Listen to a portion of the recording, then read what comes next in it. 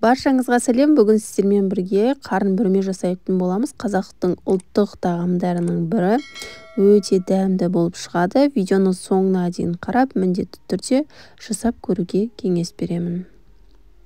Бізге ең қажетті ет қажет болады. Кез келген етті пайдалансаңыздар болады. Және де бізге пияз, болгар бұрышы және де сәбіз. Сәбізді дөңгелек тәріздес етіп, болгарскийді 4 бұрыш етіп турап алдық. Содан соң картоптарды 2 немесе 3 бөлікке бөліп, осылай сасаңыздар болады. Әдемі дәм беру үшін бір қызанақты осылай 4 бұрыш етіп турап салдым. Және де бізге сарымсақ қажет болады. Сарымсақ ерекше дәм береді, сол себепті сарымсақты да салсаңыздар болады. Және де бізге осындай аскөк қажет болады. Аскөкті әдейі үлкен етіп салдым. Дайын болған соң ала саламыз деп, өйткені балалар жемейді.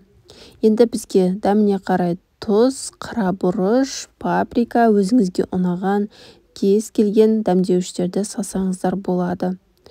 Міне енді барлығын жақсылап араластырамыз. Түрінің өзін қараңыздар, өте әдемі, аскөктермен өте дәмді болып шығады. Барлығын жақсылап араластырып болдық. Енді бізге тағамның атауына сәйкес бізге қарын қажет болады. Жылқының да қарын пайдалануға болады. Мендегі қарын қойдың қарыны.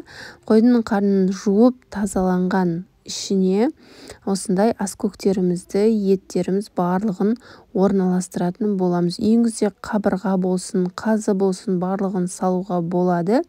Мендегі үйдегі бар еттермен дәл осылай дайындадым. Енді қарынның аузын жақсылап әдемілеп тігетін боламыз. Міне барлығын осылай тігіп алдық. Енді салқын суымызға осы қарынды салатын боламыз. Біздің қарын астына түсіп осылай тұрады. Енді қақпағын жауып, қайнауға қалдырып қоямыз. Енді біздің қарнымыз қайнап шыққаннан кейін бетіндегі көбігін алдым. Және де осындай 2 дана лавр жапырағын салып, дәміне қарай тұз салып, 2,5-3 сағаттай қайнатасыздар. Біздің тағамымыз өте жұмсақ, әрі өте дәмді болып пісіп шығады. Сіздер де міндетті түрде жасап көріңіздер.